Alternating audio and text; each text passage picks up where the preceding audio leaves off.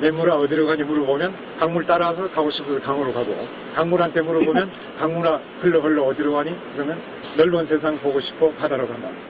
바다를 포기하지 않는 강물처럼 부딪히는 모든 것들을 배우며 사람과 사람의 작은 만남이 모든 변화의 시작임을 응원했던 사람 신영복. 당신이 그립습니다. 신영복 선생님 일주기 추모도서 만남 신영복의 말과글 도서출판 돌베개. 똥은 싸고 다니냐? 미치도록 싸고 싶다. 빅동의 추억. 미국 장사랑! 구렁이똥 이뻤다. 장이 살아야 내 몸이 산다. 혈중 콜레스테롤 개선과 배변 활동에 도움을 주는 건강기능식품입니다. 빅동의 추억. 미궁 장사랑. 지금 검색창에 미궁 장사랑을 검색하세요. 이건 제가 써보니까 효과가 있는 것 같아요. 미 항공우주국 나사에서 우주인들의 비상식량으로 쓴다는 남미 최고의 완전식품 마카 플러스 한국에서 가장 비싸고 귀한 식품이라는 산삼 플러스 거기에 한국인이 좋아하는 녹용까지 일단 이 세 가지를 모두 넣은 제품이 나온 거니까 마카 산삼 녹용. 대박, 좋은 건 다 있네. 031-323-2559 영암네이처 YHNATURL.com. 맛있어. 너무 맛있어. 와, 아삭거리는 소리 들려? 와, 진짜 맛있다. 이 김치 어디에서 샀어? 김치 어디서 샀냐면 화 뭐? 무슨 김치라고? 그러니까 어디 김치냐면 바로 뜸들이지 말고 빨리. 도대체 어디 김치야? 화통김치. 화통김치라고. 국내산 재료로 100% 자체 생산하는 화끈하게 통하는 화통김치. 얼른 검색해서 사 먹어.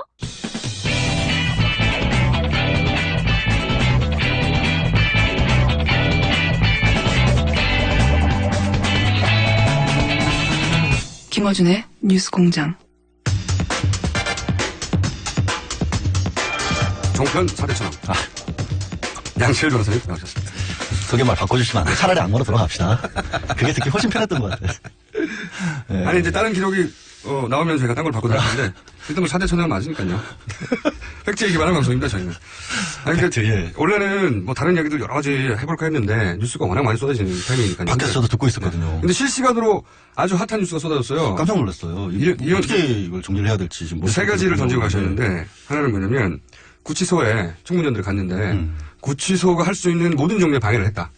그죠? 뭐 경비교도대로 추정이 되는 사람들 네. 한 10여 명을 불렀다. 일단 박영선 의원이 주장을 했거든요. 네. 생명의 위협을 느끼고 있다고 그래서 아니 국회의원들이 들어갔는데 무슨 구치소 안에서 생명의 위협을 느끼나. 일반인들은 상상이 힘든데. 아니 저도 상상을 못했어요. 좀 네. 믿기 어려운 근데 이혜원 얘기인데. 의원도 다른 구치소 갔는데 똑같은 일을 겪었다는 그러니까 거니까. 남부구치소에서 지금 박영선 의원은 최순실을 만나러 서울구치소를 갔었고 박범계 의원 등을 비롯해서 나머지 분들은 안전고음이 있는 남부구치소를 갔는데 두 군데서 다 똑같은 일을 겪었다는 거 아니에요. 그러니까 이거는 개별적으로 구치소장이 판단할 수 없는 일이고. 왜냐하면 두 군데 구치소에서 같은 일이 일어났다는 거는 구치소장들이 무슨 미리 얘기를 하지 않았던 상 있을 수가 없는 일이고. 게다가 구치소장이 법무부 장관이 아닙니다. 그렇죠. 이게 무슨 청와대 비서실장이 아니에요. 이분은 부대로 따지면 연대장 정도 되는 거예요. 위에서 사단급에서 지시가 그렇죠. 내려와야 되는. 사단장도 아니에요, 구치소장은. 만약 군대 조직가 비슷하거든요, 구치소가. 그런데 이분이 이렇게 자신있게 국회의원들 지금 7, 8명 왔는데도 할 수 있다는 것은 본인의 결정이 아니라는 얘기죠, 이건 절대로. 대한민국에서 누가 국회의원들을 그렇게 협박을 하죠? 이건 공무집행 방해, 특수 공무집행 방해거든요. 게다가 저는 진짜 웃긴 게요. 휴대폰은 원래 일반인들이 가도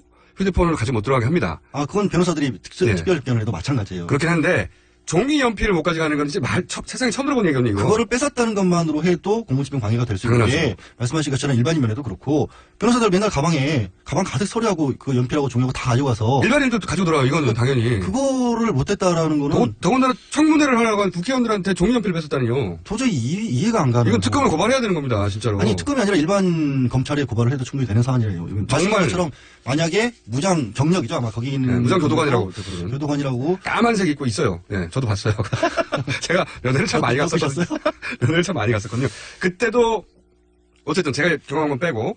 아니 왜 그러냐면 지금 국회의원들이 겪었을 일을 제가 생각을 해보면 보통 일반인 면회실하고 그날은 일반인 면회실이 아니라 수감동 내부에 있는 행정실로 들어갔어요. 네. 그러면 그 분위기는 어떤 거냐면 완전히 우리 드라마 같은 데 보면 철탑 쳐 있고 철조망 돼 있는 데 있잖아요. 네. 그 안쪽에 있는 사무실로 들어가는 그렇죠. 겁니다. 거기를 들어가는 순간 어떤 기분이 드냐면 고립된다는 느낌이 확 들어요. 저희가 들어오면 안 되겠다는 생각이 들죠. 접견을 가도 그런 기분이 들거든요. 네. 그 안에서 들어갈 때 휴대전화 같은 거 다 뺐고 네. 내려놓고 하니까 그리고 안에 가보면 완전히 일반적인 그런 데와 달리 하얀 벽과 네. 장식도 아무것도 없고 네. 그다음에 되게 하여튼 삭막하고 무섭죠. 병실의 무서운 버전 이렇게 생각하시면 될 것 같아요. 병실을 가장 어둡게 만든 거죠. 그런 네. 버전인데 거기에 들어갔는데 갑자기 거기에 한 10여 명의 검은 옷을 입은 사람들이 들어와서 협박을 하고 협박이라는 의미가 판례에 그렇습니다. 그냥 팔짱 끼고 주변에 우르르 서 있기만 해도 보는 사람 입장에서 공포심을 느낄 수 있다면 협박이라는 게 법원의 입장이거든요. 협박당한 거예요, 국회의원들이. 협박당한 거죠. 예. 아니 국회의원들이 거기서 무슨 난동을 피워가지고 제수들을 탈옥시킵니까? 왜 무장교도관들이 무술교도관들 출동을 해요? 말이 안 되죠. 이거는 명확하게 검찰에 고발을 해서 수사를 해야 해요. 필요성이 있는 정도가 아니라 해야 하죠. 국민 국가기관이거든요. 한 사람 한 사람들이. 더더군다나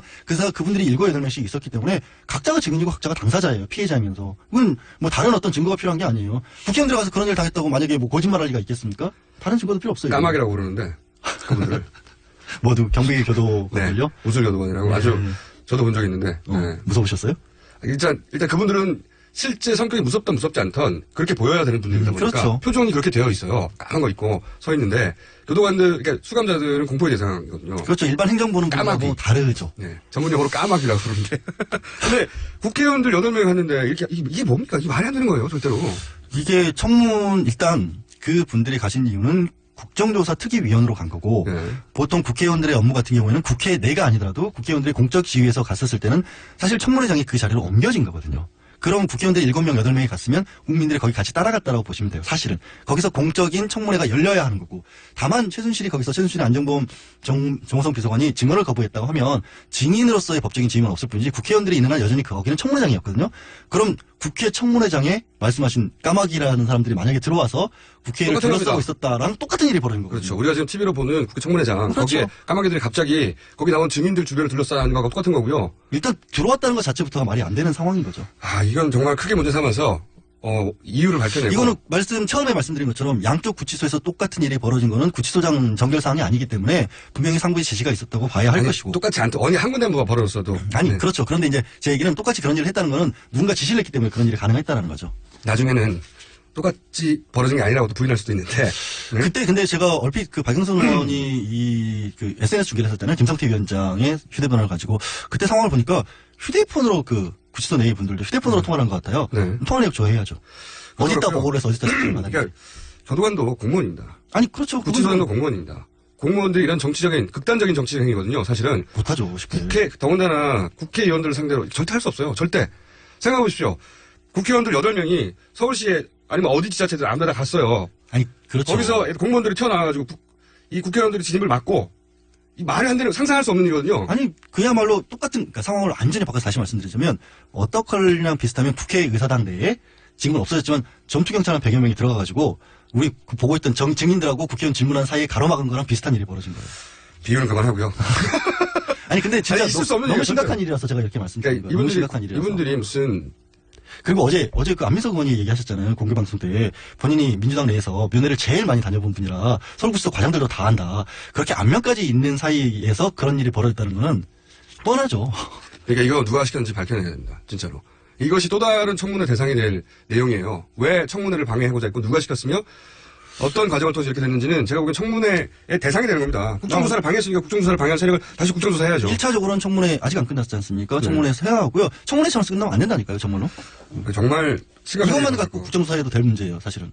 저도 이게 그렇습니다. 사안의 중대성은. 자, 여기까지? 여기만 끝난 게 아닙니다. 또 있었죠. 이혜원 의원이 폭탄을 여러 개 던지고 있어요. 이혜원 의원의 주장에 의하면 조윤선 장관이 최순실 씨를 모른다고 했는데, 모른다고 그렇죠. 했는데 그 방송을 본 여기서 이제 재벌 사모님이라고 통칭됐는데 구체적으로 누군지 모르겠어요. 근데 본인을 포함하여 그 방송을 본 사모님들이 아니 나한테 최순실 씨를 소개한 사람이 조윤선 장관이야. 근데 이제 장관 시절에 그렇게 했는지 수석 시절에 그렇게 했는지는 모르겠어요. 모르겠으나. 근데 조윤선 씨가 나한테 최순실 씨를 데리고 왔는데 무슨 소리야라는 전화를 받았다는 거죠. 이거는 처음 밝혀진 내용이에요. 깜짝 놀랐네요. 이걸 뭐 다른 사람도 아니고 현역 국회의원이 와서 그런 말씀을 하시니까 저도 듣고 폭탄이에요, 있다가 폭탄. 그렇게 폭탄이라는 비유가 될 수밖에 없고 조윤선 의원 같은 경우는 대정부 질문 과정에서 박영선 의원이 물어봤을 때 정말 그런 사실이었고 이걸로 인해서 억울한 누명 쓴 것 때문에 자연인 조윤선으로서 평생을 살아가기 힘들 정도라고 얘기를 하셨거든요. 네. 그렇게까지 억울한 말씀하셨는데 지금 얘기는 정반대잖아요. 정말 아는 게 아니라 아는 정도가 아니라 아는 정도가 아니라 중매를 했다는 거 아니에요. 중간에서 중매, 네, 중계. 중계. 그것도 아주 공손하게 중간에서 이분이 최순실, 이분이 사모님 이렇게 했다는 거 아닙니까? 그러니까 그런 정도를 했다는 건 뭐냐면 이게 이제 우선 주장이니까 그것이 사실이라고 사실이라고 가정을 하면 한다면 왜 그렇게 했을까를 보면 지금 최순실이 했던 거는 문화체육 사업과 관련해서 본인이 문화체육 재단을 만들던 아니면 다른 걸 통해서 여러 가지 수익 사업을 펼쳤잖아요. 차은택을 중간에 개입을 시켜가지고. 네. 그런데 그런 사업을 하는 과정에서는 당연히 사업 동업자 내지는 뭐 이렇게 투자자 이런 사람들도 필요했을 것이고 또 많은 사람들이 하필이면 또 재벌 사모님이라는 표현을 썼단 말이에요. 그럼 재벌들도 그쪽에 관계된 사업을 하는 사람들도 많을 것이에요. 그럼 최순실이 개입돼서 이권 사업을 하는데 필요한 사람들이었고 그 사람들 입장에서도 최순실이라는 사람을 통해서 자기 사업을 하는 게 필요했을 거고 그런데 저는, 네. 그 사람이 그거를 중재해 준 사람이 바로 다른 게 아니라 현역 문화체육부 장관이에요. 그전엔 정무수석 만약에 이 의원님 말씀하신 것처럼 정무수석 때일지 장관 시절인지 모르겠지만 그건 연결고리가 생기는 거 다 정말 맞아 완전히 떨어지는 거잖아요. 근데 이제 물론 최순실 씨가 그냥 목욕탕에 잘 갔다 가니까 목욕탕 동기를 보여줄 수도 있었 그게 동기일 수도 있는데 제가 여기서 짚고 싶은 부분은 나머지 부분은 뭐 검찰이나 특검에서 밝히겠죠. 근데 제가 여기서 짚고 싶은 부분은 일단 최순실 씨를 모른다고 조선 장관이 말했잖아요. 네. 이것으로 인해서 본인이 책임져야 할 영역은 어디입니까? 단순히 모른다는 것만으로 거짓말한 거는 위증 정도가 되겠죠. 위증 정도가 근데 되죠. 청문회가 아니라 그 대정부 질문이었기 때문에 증언도 아니죠. 사실은 증인은 아니었으니까 그것만으로 어떻게 형사 책임을 묻기는 어려울 것 같고요. 다만 글쎄요. 다른 어떤 것을 해야죠. 지금으로서 봤을 때는. 소개를 했다면 소개한 이유가 있었을 테니까 그리고 그게- 소개를 하자면 그 이전에 알고 있었던 관계가 있었을 테고 그 그리고- 관계 속에서 최순실 씨와 어떤 역할 혹은 뭐 관계 속에서 뭘 주고받았는지는 밝혀야 되는 내용이네요. 그걸 추측해볼 수 있는 것도 이런 것도 있죠. 그분들도 서로 필요해서 만났을 거 아니에요. 필요해서 만났고 만약에 어떤 연결을 시켜주는 대가로 뭔가를 받은 게 있다라면 그건 이제 뇌물이 될 수가 있는 것이고요. 그런 얘기는 제가 한 거 아닙니다. 아니 그러니까 가정한 거잖아요. 그리고 신속하게 저는 빠져나가고 아니 근데 왜 이런 말씀을 드리냐면 오늘 아침에 아까 잠깐 얘기를 하셨긴 했지만 블랙리스트. 블랙리스트라고 하는 게 결국에는 네. 최순실의 문화체육부와 관련해서 사업을 하려고 하는데 본인의 사업에 장애가 되는 사람들을 그렇죠. 치우기 위한 것이었고 예를 들어서 어떤 사업을 하려고 하는데 그 사업에 보다 실력 있는 사람들이 그렇죠. 있으면 그 사람들을 치워야 실력이 덜해도 그 사업을 먹을 수 있지 차은택을 않습니까? 앞장서서 네. 들어갈 수 있으니까 그거에 김기춘 전 비서실장 입장에서는 정권에 반대되는 사람들을 치우기 위한 그 두 개의 필요성이 맞닿았으니까 제가 봤을 때는 최순실, 김기춘 전 두 사람이 서로 영역을 가지고 웬만해서 건드리지 않았을 것 같은데 이해관계가 맞아 떨어지는 데서는 이렇게 협조를 했을 것 같거든요. 교도관이셨던 분이 저희 문자 제보 하나 오셨는데 네. 그것은 교도관 생활하신 분이니까 정확하게 알겠죠. 그런 일은 평상시에는 절대 일어날 수 없다고. 국회의원을 상대로 그런 일은 상상도 할 수 없다는 순식간에 제보. 평상시가 아니라 비상시에도 있어서는 안 되는 일을 한 거죠. 절대 있을 수 없는 일이죠. 예. 네. 하여튼 그래서 조현선 장관 분은 이 주변에 있었던 사람들 있지 않습니까? 결국에는 최근에 많은 것들이 그 내부 제보자, 주변 분들, 뭐 어디 식당에서 만났을 때는 식당에서라든가 아니면 운전기사 분들이라든가 주변에 목격했던 분들의 얘기가 있어야지. 그렇다고 뭐 지금 이 의원도 그 말씀하신 분도 현역 국회의원이신데 그분도 다른 국회의원들한테 들었다는 얘기 아니겠어요? 본인도 뭐 비슷한 얘기를 네, 들으셨다고 하고. 들었고 다른 분들도 이거 받았다는 가볍게 볼 수는 없잖아요. 절대 그럴 수 없죠. 더군다나 방송에 나와서 공개적으로 하는 발언이기 그러니까요. 때문에 본인이 책임질 수 있는 부분 정도까지만 얘기했겠죠. 근데 이제 누구라고 말할 수는 없다는 건데. 자, 또 하나 있어요. 마지막으로. 또 있었나요? 네. 없는 최순실 청문회로 끝나가는데 성공하려고 하는 참입니다. 거의. 그쵸? 그렇죠. 실제로 최순실 없는 최순실 청문회를 만들기 위해서 구치소에서까지 이런 일이 벌어진 거고요.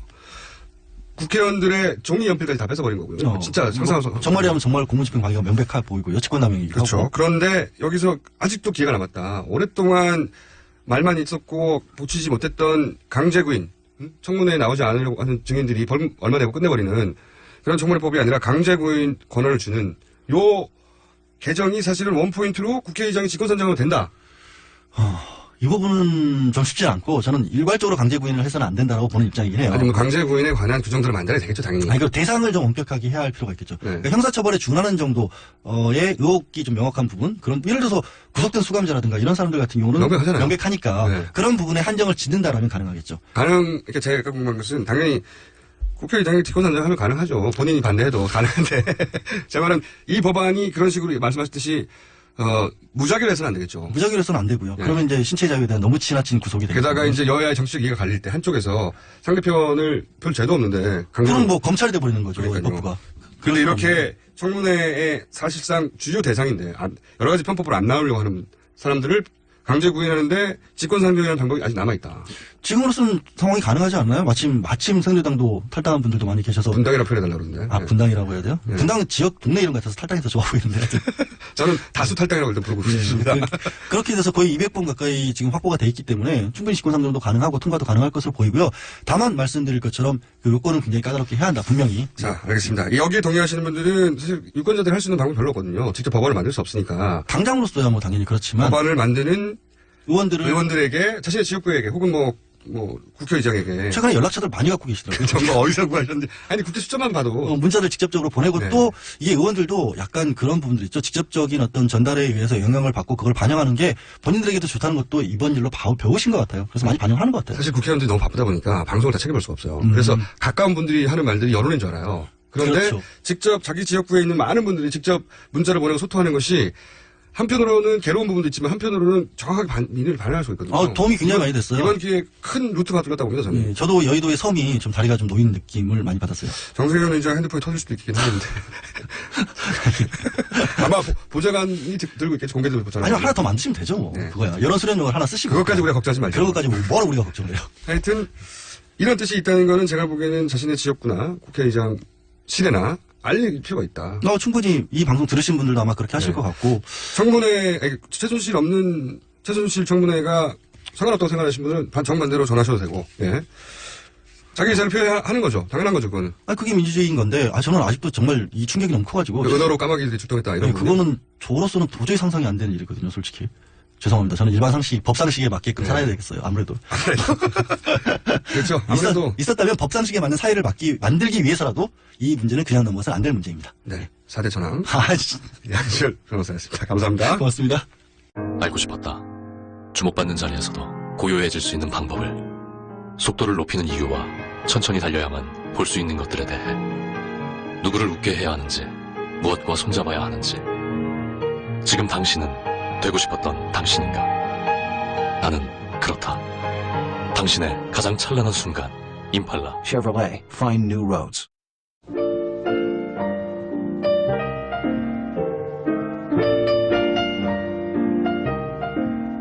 자, 매우 불친절한 AS. 어제 페이스북으로 방송 봤는데 공정장 볼펜 잘 돌리네요.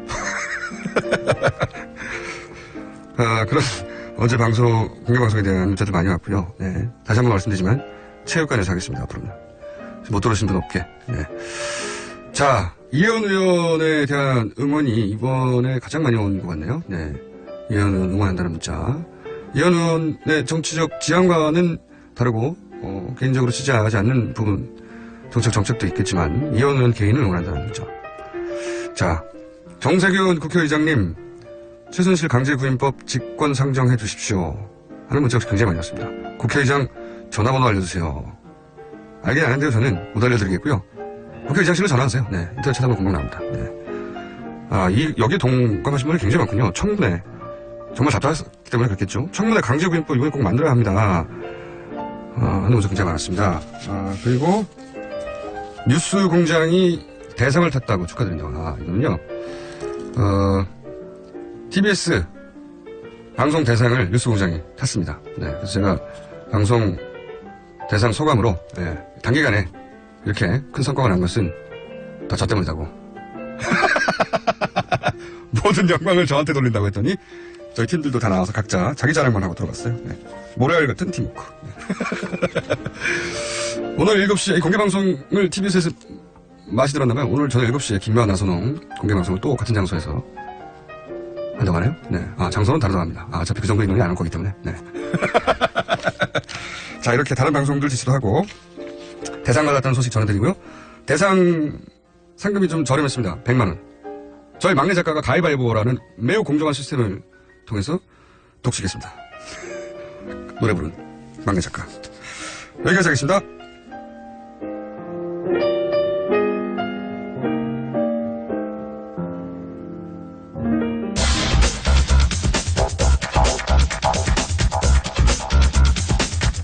자, 지난주에 안 나오신 분입니다. 지난주에는 왜 안 나오셨을까? 저 질문하신 거예요? 네. 일단 저 축하드리고요. 대상이요? 네. 저도 약간의 일조를 했다는 자부심을 가져도 되겠죠? 저도 좀 나눠 먹으려고요. 저희 제작진들이 어제 다 올라와가지고. 네. 보통 이렇게 얘기하잖아요. 저 혼자 한 게 아니고요. 저는 그렇죠. 뭐 밥상을 차려줬을 뿐이고요. 뭐 저는 숟가락을 떴을 뿐인데 우리 제작진 다 고맙다고 이름 한 번씩 말하고 그런 거 하잖아요. 네. 그런 거 전혀 없습니다. 다 나 때문이라고. 네. 제가 우선 모든 영광을 나한테 돌린다고 했고요. 그렇게 시작하셨겠죠, 뭐. 네. 그 다음에 저희 PD가 내가 김호준 데려갔다고. 얘기하고 그 다음에 내가 노래 불렀다고. 다들 자기 자랑만 하다가 내려갔어요. 네, 답습니다. 네. 본인 소개하셔야죠. 저 과학학 관장인데 진행하고 있는 원종우고요. 네. 원종우 씨 왜 안 나오냐고 아, 그랬군요. 네, 문자가 하나 정도 왔어요. 네. 저한테 온 문자보다 적게 왔네요, 이쪽에. 아니, 이 코너를 기다리는 분이 많습니다. 제가 A형 독감에 걸려서. 아, 진짜? 네. 좀 멀리 떨어지세요. 아니, 많이 지났습니다, 이제. 그래요? 지금 여기 앞에 있는 마이크가, 네. 방송국 마이크가 복잡계 물리학 용어로 얘기하자면 허브입니다. 바이러스나 박테리아의 가장 강력한 허브 중에 그럼 하나죠. 여기 진행자들 중에 한 분을 의심해 봐야 되겠네요? 뭐 제가 걸렸을 수도 있고 제가 오는 경우에 제가 여기다가 그 이제 자리에 앉는 분들이 이제 다 걸릴 수 있죠. 아하. 누가 와도 뭐 국회의원 걸려서 가면 국회에 옮기는 거고요. 네. 또 뭐 어쨌든 중요한 분들이 여기 오시잖아요. 그분들이 다 저는 그 자리에 안 앉기 때문에 괜찮습니다. 각자의 자리에 가서 이거 이제 옮기는. 마이크 앞에. 그렇죠. 이때 이제 이게 침이 튀니까. 아하. 그래서 방송에는 이제 나가면 안 되는 상황이었죠. 아, 그러면 오늘 침을 많이 튀겨주세요, 여기다가. 예, 지금 벌써 좀 튀긴 것 같은데 자, 좋습니다. 오늘 주제가 뭡니까? 오늘은 라벨 얘기를 좀 하려고. 라벨이요? 예. 대통령, 요 라벨 얘기가 나온 것은. 네. 박근혜 대통령이 순방하거나. 네네. 그 짧은 시간이라도 방문하게 되는 뭐 호텔. 네, 그렇죠. 그런 장소에 예를 들어 전등이 있으면 위로 딱딱하면. 네네. 그 점등, 아래로 끄면 소등이잖아요? 네네. 혹은 뭐 필통이 있으면 위에다가 필통. 그러니까요. 모든 집기에다가 라벨을 믿기 힘든 얘기예요. 믿기 힘든 얘기인데. 그렇죠. 모든 집기에다가 그렇게 라벨을 붙이기를 요구했고, 이것은 저도 그 현지 공방 관계자들한테 복수의 공방 관계자한테 확인한 것이고, 그런 얘기를 들은 분도 많고, 손혜원 의원도 그런 얘기도 했고. 그렇더라고요. 그리고 뭐 그런 기사가 나온 적도 있는데, 아주 구체적으로 저는 들었는데, 모든 집기입니다. 예를 들어서. 모든 집기. 예를 들어, 저는 이건 이해가 가요. 이쪽은 틀면 뜨거운 물, 이쪽은 틀면 차가운 물. 샤워실에서 특히. 헷갈릴 수도 있죠. 그럴 수 있거든요. 네. 처음 간 곳은. 네. 그리고 이제 나라마다 그런 그 샤워, 예를 들어서 물을 틀고 끄는 그 시스템이 좀 다르고, 네. 어떨 땐 정말 모를 때도 있어요. 네. 저는 거기까지는 이해할 수 있어요. 하지만 필통에다가 필통이라고 쓰는 건 뭡니까? 그래서 저도 필통에다가 필통을 쓰는 건 뭡니까? 이거 휴지가게 휴지가게로 쓰고, 이건 진짜 이해하기 어렵거든요. 진짜로. 네, 이해하기 힘들죠. 그래서 뭐. 그리고 문은 밀어서 안 열리면 땡기거든요. 두 가지밖에 없어요. 두 가지밖에 없죠. 그거밖에 없는데, 거기다가 라벨을 붙여서 밀어서 열린다든가, 땡겨서 열린다든가. 그것도 잠깐 계시는 곳에다가도. 그러니까요. 이건 진짜 이해하기 힘든, 무슨 경우인지 모르겠어요. 예, 그래서 이걸 우리가 또 좀 막 성격 이상하네 이런 식으로 접근을 하곤 하는 것 같더라고요. 과학적으로 접근해 보셨다? 예. 네. 또, 소위, 대접이 지나친 게 아니냐. 예, 그런 얘기를 하고. 과잉 의전 아니냐? 예, 의전 문제를 근데 제기를 하는데. 과거에 이런 의전이 없었다고 하는 걸 보면, 박근혜 대통령이 요구한 거거든요. 그렇죠. 예. 그래서 이제 그 이유를 저도 너무 궁금해서, 무슨 왼쪽으로 돌리면 어두워짐, 뭐 오른쪽으로 돌리면 밝아짐 이런 것까지 다 붙이셨다고 그러더라고요. 네. 그리고 모든 집기. 모든 집기. 필통이 상징하는 네. 필통에다가 필통이라고 라벨을 붙인. 초등학생도 그렇게 하진 않거든요. 여러분 알잖아요. 그러니까요. 이해가 정말 안 가는 대목입니다. 그리고 우리 뭐 사실 침대, 변기, 화장대 이런 의전 얘기 들었지만 이제 이건 너무 궁금해서 저게 사실이라면 그냥 말씀하신 거 보니까는 거의 확인이 된 것 같은데요. 네, 이제는. 여러 복수의 공간 관계자들이 왜냐면 겪는 자신들도 이해가 안 갔기 때문에 다들 기억하고 있는 거죠. 그렇게 기억 안 할 수가 없죠. 그런 일은. 왜 이렇게까지 하지? 그러니까요. 네. 그래서 궁금한 김에 네. 과연 어떤 경우에 저런 작업들이 필요한지를 네. 좀 과학적으로. 일반적인 관점에서 네. 과학적인 관점에서 살펴봤습니다. 카타고라이징을 하셨구나. 네. 뭐 꼭 잠정 비대통령이 아니더라도 네. 다른 사람들도 잠정 겪을 수 있는. 비대통령. 네, 저는 그렇게 계속 부르기로 지금. 잠정비 대통령. 네. 네. 일단 서울시가 지난 2월에 벌인 사업이 눈길을 끌더라고요. 이게 인지 건강 주거 환경 디자인이라는 사업인데요. 무슨 사업입니까? 되게 있어 보이죠? 네. 뭐 하자는 거죠? 주된 내용은 바로 이렇습니다. 장롱이나 수납장, 싱크대, 신발장 등등에 어떤 물건이 들어있는지 스티커를 붙이는 라벨링을 하는 작업이에요. 서울시에서? 네, 서울시에서 지난 2월에 실제로 벌인 일단 제목이 뭐라고요? 인지 건강 주거 환경 디자인이요. 인지 건강 주거 환경 디자인. 네. 이름은 굉장히 길고 뭔가 과학적인데 어쨌든 스티커 붙이자는 거고. 네, 스티커 붙이는 거고 또 변기 뚜껑을 밝은 색으로 교체하고 전등 스위치와 콘센트를 쉽게 알아볼 수 있게. 굉장히 비슷하죠. 이상한 운동이네요. 네. 인지 건강 주거 환경 디자인 운동의 주체가 서울시였다고요? 서울시였습니다. 네, 서울시에서 자 변기를 밝은 색으로. 네, 뚜껑만을 교체했다고 하지만. 변기 뚜껑은 밝은 색으로. 네, 전등 스위치와 콘센트. 장 안에 뭐가 들어있는지 예, 라벨을 그런 거 다 쓰고. 네, 굉장히 비슷한데요. 굉장히 비슷하죠. 느낌이? 예. 네. 그러니까 왜 이런 사업을 했느냐가 이제 중요하지 않겠습니까? 네. 이 사업의 목적은요, 치매에 걸린 어르신들의 병 진행 속도를 늦추기 위한 것입니다. 실제로 있었던 사업이기 때문에 제가 말씀을 드리는 거죠.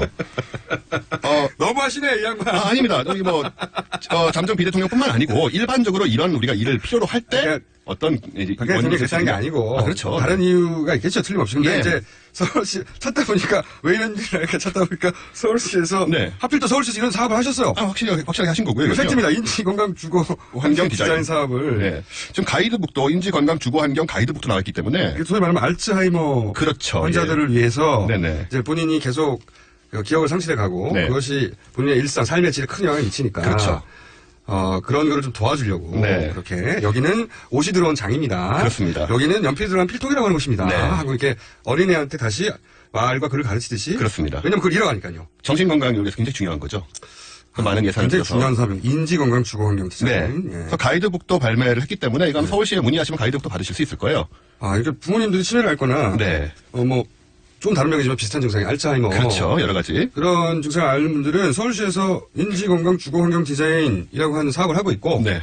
그 사업, 왜냐면 가족들이 굉장히 괴롭거든요. 그렇죠. 본인들도 괴롭지만 본인들 기억을 잃어가니까 네. 훨씬 덜 괴로울 수 있는데 그렇죠. 이 옆에 가족들이 굉장히 이렇게만 해줘도 이제 본인이 이걸 어느 정도 해결을 할 수가 있습니다. 이 사업을 언제 시작한 겁니까? 2월달, 지난 2월달에 시작했습니다. 올해 2월? 네, 올해 2월달에요. 그러면 서울시가 이 아이디어를 얻은 건가요? 그거 어떻게 정보를 입수해서 또 영감을 얻었을 수는 있지요. 그래서 이런 사실에서 우리가 뭐 또 추정할 수 있는 부분들도 있는데, 물론 확실하진 않고요, 당연히. 추정 같은 거 위험합니다. 예, 추정 같은 건 해서는 안 되죠. 본인만 하세요. 네. 저는 아무 추정도 하고 싶지 않습니다. 그 다음에 역시 이제 일반적인 의미에서 또 왜 또 이런 일이 필요하냐 몇 가지 원인들이 또 있습니다. 하여튼, 행위를 보고, 네. 이런 회기를 하는 경우가 언제 있냐 따져보죠. 그렇죠. 그건 거죠, 그냥. 네. 과학적으로. 그래서 일반적인 치매도 있지만 사실 치매 비슷한 증세를 가져오는 상황들이 좀 있습니다. 네. 예를 들어서 이제 교통사고를 당한다. 교통사고. 뇌진탕. 단기 기억 상실. 예. 넘어져서 뇌진탕 오는 경우가 가끔 있잖아요. 예. 이게 심하면 뇌손상이 좀 일어나요. 그럴 수 있죠. 예. 네. 그래서 기억력과 판단력 등이 감퇴될 수 있고 편집증에 시달리고 의심하는 거 있죠, 주변을. 교통사고가 예. 하나의 직접적이나. 나서 그 뇌 물리적인 손상이 일어나는 손상이 일어나면 네네. 실제 편집증이 생기기도 하나 봐요. 생기기도 합니다. 그래요? 예, 이게 여러 가지로 이제 많은 하긴 정신적인 뇌는 워낙 문제가 예민한 곳이고 복잡한 곳이라 네네. 어디에 상처를 입냐에 따라서 어떤 그렇습니다. 증상이 나타날 수 있냐가 광범위할 텐데 어쨌든 네. 편집증도 있다. 네. 그래서 이런 상태를 나타내는 지표가 있는데요. NAA라고. 네. 잠깐만요. 네. 지금 긴급히 제보가 하나 왔습니다. 네. 라벨링은 자폐 아동의 일상 활동을 돕는 아이템이라고. 아하, 자폐증 의 경우도 해당이 됩니다. 이것도 도움이 되겠네요. 네네. 네. 결국은 다 인지장애니까요. 인지장애죠. 네. 기본적으로 필통이라고 말해줘야 하는 것은 인지적 장애가 있는 인지장애가 있는 거죠. 네. 보통의 경우에는. 보통의 경우에, 일반적으로. 이런 분들 많습니다, 사실.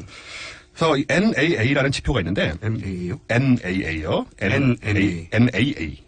우리 복잡해요. 뭐라고 다시 해봐요. 쉬운데? N, A, A. 네. A가 두 개군요. 네. 신경세포 활성화 지표. 장모음, 이렇게 하는 겁니까? 예, 나라고 하면 됩니다. 미국 애들은 정말 그렇게 읽기도 하잖아요. 네, 난 참 저렴해요. 제가 생각해도 제가. 무슨 뜻이에요, 이게? 신경세포 활성화 지표라는 것인데, 활성세포. 네. 이렇게, 뇌진탕 같은 거를 겪어나면은 이 지표가 4에서 6%가 낮아집니다. 그래서 치매와 유사한 문제가 생기게 되죠. 그렇군요. 네. 뇌 활동이 어쨌든 정상적으로 안 된다는 거죠. 네네.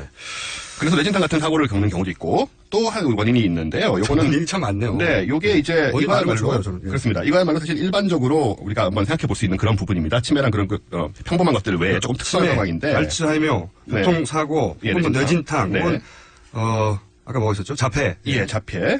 그리고 또 하나는 뭐냐면 이게 10년 전에 이제 서울 의대 교수팀이 임상 연구를 했었어요. 네. 그래서 국제 학술지인 뇌신경 양리학지라든가 뭐 국제 뇌신경 양리학지 같은 데 실린 그런 논문인데요. 메스암페타민이라고 들어보셨습니까? 들어봤죠. 예, 메스암페타민이라는 약물이 있습니다. 네. 이 약물에 중독이 되면 이 NAA 양이 치매 환자 비슷하게 떨어지게 됩니다. 예. 그래요? 예, 치매 환자와 굉장히 비슷한 뇌 상태가 돼서 뇌 구조도 변하고요.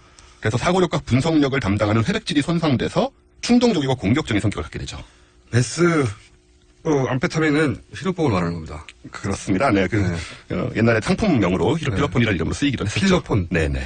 히로폰. 네, 그렇습니다. 각성제, 메스암페타민. 네. 예. 강력한 중추신경 흥분제. 네. 그래서 서울의대에서 이걸 연구를 해서 치매와 비슷한 결과를 나올 수 있다라고 또 발표를 했기 때문에 이런 데 중독이 된 사람들이 있다면 그런 경우에도 이런 작업이 필요할 수가 있습니다. 의학적으로. 네, 굉장히 걱정된 눈빛으로. 네, 전 정말 걱정이 되죠. 네, 걱정된 눈빛으로 하시는 건데. 네네. 저는 처음에 어떤 생각을 했냐면, 이건 과학적인 접근이 아니고, 그냥 일반적인 상식적인 접근인 거죠. 그러니까, 이런 거 아닐까 생각했어요. 뭐냐면, 켜보면 알잖아요. 네. 불을 끄고 켜는데, 100만 가지 방법이 있는 게 아니에요. 하나를 선택하면 바로 자동으로 그 다음 걸 알아요. 네. 끄면 반대가 켜진다는 거는, 그러니까 단 한 번의 선택으로 상황 파악이 되는 거란 말이죠. 그렇죠. 복잡하지 않잖아요? 네. 문을 당기려고 하는데 안 열려요. 밀잖아요. 네. 물을 뜯어내지 않잖아요, 우리가? 그렇기 때문에 너무 단순한 내용인데 여기에도 라벨링이 필요하다는 걸 듣고 제가 무슨 생각이냐면 이렇게 단순한 행위조차 본인이 직접 확인하지 않고 네. 누군가가 대신 확인하여 나에게 알려줘야 한다. 저는 처음에는 그런 관점에서 바라봤어요. 우리가 이제 그동안 들은 얘기들이 있으니까 그렇죠. 그렇게 보기 쉽습니다. 아주 오랫동안 대통령의, 그러니까 그때는 제왕적, 지금 네네. 제왕적 대통령이랑은 비교할 수 없는 그렇죠. 쿠데타로 집권해서 사실은 사람의 생사 여탈권을 쥐고 있던 네. 정말 왕과 같은 권한을 누렸던 그 집에서 어린 시절을 보냈고 네. 그러다 보니까 너무 익숙해져서 근데 그 집으로 다시 돌아간 거 아니에요. 그쵸. 본인의 입장에서는 어린 시절 자기 집으로 돌아간 거거든요. 네. 다시 자기가 아버지가 누렸던 왕의 지위에 올랐다 내가. 이거 있지 않습니까? 예전에 왕들은 용변을 보고 본인이 처리하지 않았다고 하잖아요. 그랬다고 하죠. 대신 닦아주었다고 하는. 네. 저는 왕이라도 제가 하고 싶어요 그 부분은. 근데 어릴 때부터 이렇게 하다 보면 또 하기 싫어지실 거예요. 그랬다고 하는 거가 번뜩 떠오른 거죠. 네. 아주 기본적이고 단순하고 간단한 일조차 자신이 하지 않아도 된다고 생각하는 것이 이렇게 극단적으로 확대돼서 이렇게 된 게 아닙니까? 뭐 그럴 수도 있고요. 네. 오늘 뭐 이 잠정 비대통령의 경우를 얘기한 것이 아니기 때문에 지금은 이건 일반적으로 이런 상황들이 있다는 것이고 그분은 좀 특별한 어린 시절을 보내셨으니까 그 자폐적 성향, 자폐 안 하는 게 아니라 자폐적 성향이 있을 수밖에 없었을 환경이었다는 생각도 들긴 해요. 워낙 제한되고 그럴 수 누구도 있죠. 믿지 못하고 네. 그러다 보니 그렇게 발달해버린 게 아닌 생각도 좀 들고. 그럴 가능성이 굉장히 크다고 봅니다. 네. 네. 근데 이건 진짜 이해하기 힘든 거거든요. 이해하기 힘들죠, 일반인으로서는. 한 국가의 대통령이 가지고 있는 합리적 판단 능력을 믿고 우리가 네. 당연히 정상적인 합리적 판단을 할 거라고. 왜냐하면 전쟁할 때 전쟁하자 말자 이런 결정을 최종적으로 위임한 사람이잖아요. 그렇죠. 전쟁하자는 판단을 했으면 몇백만 명이 죽는 겁니다. 네. 만약에 하지 말자는 판단도 마찬가지고. 근데 거기도 라벨링을 이렇게 붙여서 미사일 발사 버튼에 온, 오프. 그렇게 좀 해결을 하고 계시지 않으셨을까. 그렇기 때문에 기본적으로 출마한 분들은 기본적인 상식과 일반적인 평균적인 인식 정도는 가질 거라고 전제하고 바라본단 말이죠. 당연하죠. 그래서 외국에서는 특히 정신 분석도 굉장히 중요하게 생각하는데 정신 네. 분석도. 그래서 중학교 때 뭐 했고 그것도 하잖아요. 그렇죠. 중학교 때 뭐 했고 고등학교 때 뭐 했고 고등학교 때 하다못해 친구들과 무슨 대마초를 했다. 라는 것도 다 따져요. 다 따지죠. 그게 50년 전 일이라도 그것이 그 사람 미친 영향들 다 따져서 결국은 후보 한 사람을 뽑는데 우리 너무 그런 검증에 소홀했다는 생각도 들고요. 사실 그것도 과학인데 과학적인 접근을 해야 되는데 우리는 너무 이렇게 인상적인 접근만 하는 겁니다. 뭐 정책 질문 해보고 인상 표정 보고 뭐 이런 표정 식으로 저거 봐. 저거 자신감이 찼잖아요. 그러니까요. 네. 그렇게 판단하면 이게 애정을 가진 입장에서는 계속 좋은 쪽으로 오해를 할 수가 있으니까. 저는 여러 가지 교훈을 동시에 준다고 생각해요. 근데 네. 대통령이 뭐 예를 들어 변기를 바꾼 게 뭐가 그렇게 큰 뉴스라고 자꾸 하느냐. 그 뉴스를 다른 이유는 대통령이 가지고 있는 정상적인 판단력, 상식적인 판단력을 검증하는 게 굉장히 중요한데 그걸 놓쳤다는 거죠. 그렇죠. 다음에 그러지 말자는 거죠. 네. 네. 객관적으로. 자기가 10분 혹은 1시간 있을 곳에 변기를 왜 뜯습니까? 그것도 남의 집, 우리 집도 아니고. 그것도 남의 호텔. 일반인의 집도 아니고 그래도 네. 안 되지만 지자체장 사무실에 집무실 가가지고 화장실을 지자체장 의사하고 상관없이 뜯어버렸다는 거 아니에요. 네. 말도 안 되는 거죠. 그래서 하고 싶은 마지막 결론. 예, 마지막 결론은 뭐냐면 이제 뭐 그분의 경우는 그렇다 치더라도 어쨌든 간에 이렇게 여러 가지 원인들이 있을 수 있기 때문에 만약에 누군가가 자기가 사용할 물건에 라벨을 붙여야 되는 상태에 놓이게 되면 빨리 진단과 치료를 받아야 됩니다. 그리고 주위에 자신의 증세를 정확히 알림으로써 판단이 이게 중요하죠. 괜히 뭐 성격이 이상하다든가 이런 억측과 오해의 소지를 제거를 하고 충분한 휴식을 취하는 것이 중요하다. 그 말씀을 드리고 싶습니다. 네, 정말 인간적이시네요. 네, 그럼요. 네, 휴머니스트. 네. 잠정 노벨 평화상 수상 예정자 휴머니스트 원정우 씨였고요. 뭐는 미는 것도 있습니다. 네. 좌우로 연. 복잡해지네요. 복잡계네요. 여기까지 하겠습니다. 원정우 씨였습니다. 네, 감사합니다. 자, 방금 들어온 속보. 드디어 김영재 원장 자택 압수수색. 사무실도 압수됐군요. 자, 오늘 여기까지 하겠습니다. 저는 김어준인 거 잘 아시죠? 네, 내일도 다시 뵙겠고요. 언제까지 뵙게 될지 모르겠지만 그때까지 즐겁게 같이 놀아봐요. 안녕!